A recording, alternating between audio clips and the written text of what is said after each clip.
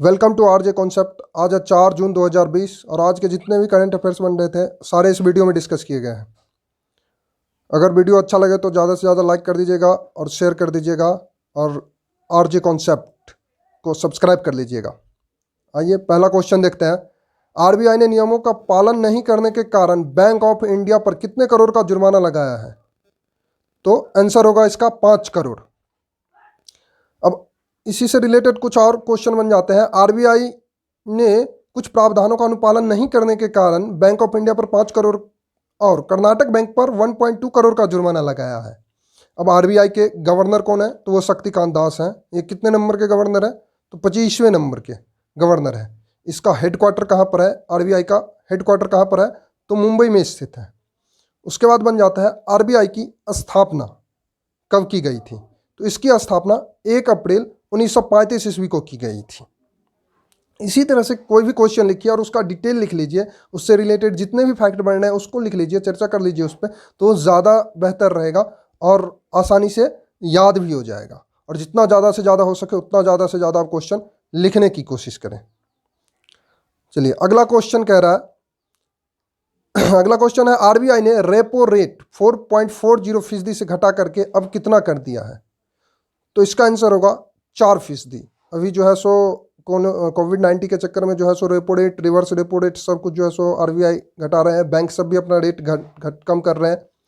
तो आरबीआई ने अपना रेपो रेट 4.4% से घटा करके 4% कर दिया है और रिवर्स रेपो रेट 3.75% से घटा करके 3.35 कर दिया है। चलिए अगला क्वेश्चन देखते हैं। अगला क्वेश्चन कह रहा है गलवान घाटी किस राज्य या केंद्र शासित प्रदेश में स्थित है? तो ये जो है सो लद्दाख में स्थित है।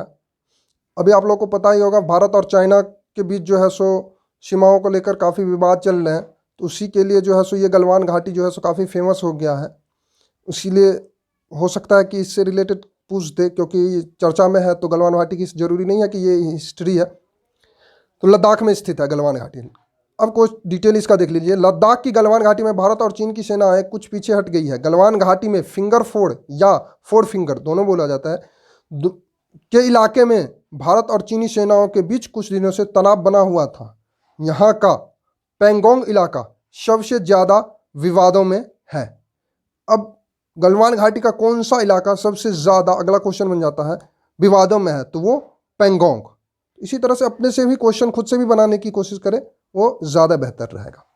अगला क्वेश्चन कह रहा है 6 जून 2020 को पृथ्वी के करीब से गुजरने वाली उल्का पिंड का नाम क्या है? इसका आंसर होगा रॉक 163348 या 2002 NN4। अमेरिकी स्पेस एजेंसी नासा के द्वारा दावा किया जा रहा है कि 6 जून के दिन एक उल्का पिंड धरती के करीब से गुजरेगी। इसकी लंबाई 250 मीटर से 570 मीटर तक हो सकती है और इसकी स्पीड 5.2 किलोमीटर पर सेकेंड रहेगा। नासा जो है सो अमेरिकी स्पेस एजेंसी है, वो दावा कर रहा है कि एक उल्का पिंड जो पृथ्वी की कक्षा में प्रवेश करेगी और पास से गुजरेगी।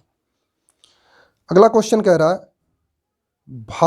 भारत अपनी रक्षा क्षमता को मजबूत करने के लिए 156 यानी 156 उन्नत BMP इन्फेंट्री कॉम्बैट व्हीकल की खरीद को मंजूरी दी है। इसका निर्माण किसे सौंपा गया है?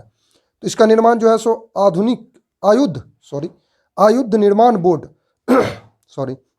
OAB को सौंपा गया है। हमारे रक्षा मंत्री श्री राजनाथ सिंह, अब हमारे रक्षा मंत्री कौन है? तो श्री राजनाथ सिंह ने मेकिंग इंडिया के तहत निर्माण कार्य को मंजूरी दी है। BMP 2 या 2K इन्फेंट्री कॉम्बैक्ट वाहन तेलंगाना स्थित मेडक ऑर्डिनेंस फैक्ट्री में तैयार किए जाएंगे। अब और एक क्वेश्चन बन जाता है, जो तेलंगाना के अभी मुख्यमंत्री कौन है? तो के चंद्रशेखर राव है। और तेलंगाना में विधानसभा सीटों की संख्या कितनी है? तो 119 है, यानी 119। और तेलंगाना में लोकसभा सीटों की संख्या कितनी है? तो तेलंगाना में लोकसभा सीटों की संख्या 17 है।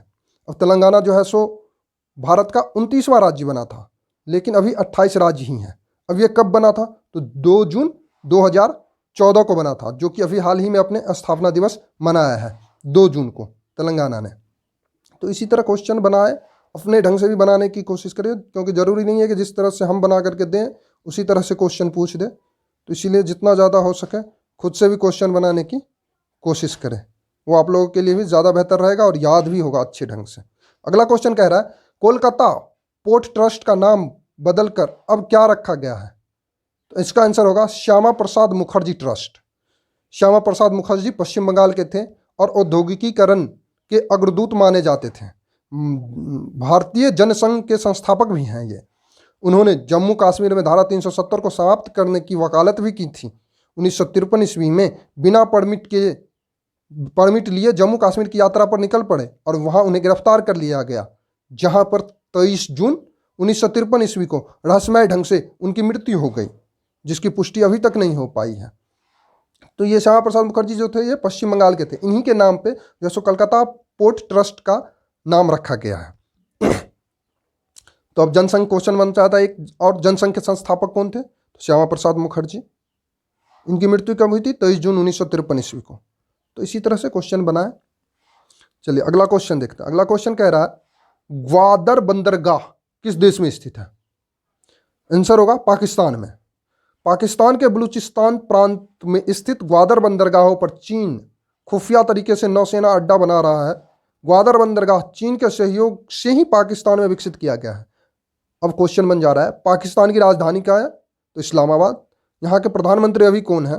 तो इमरान खान है। और बन सकता है भारत और पाकिस्तान के बीच कौन सी रेखा है? तो रेड क्लिफ रेखा है। भारत और चाइना के बीच मैकमोहन रेखा है। तो रेड क्लिफ रेखा जो है सो भारत और पाकिस्तान के बीच है।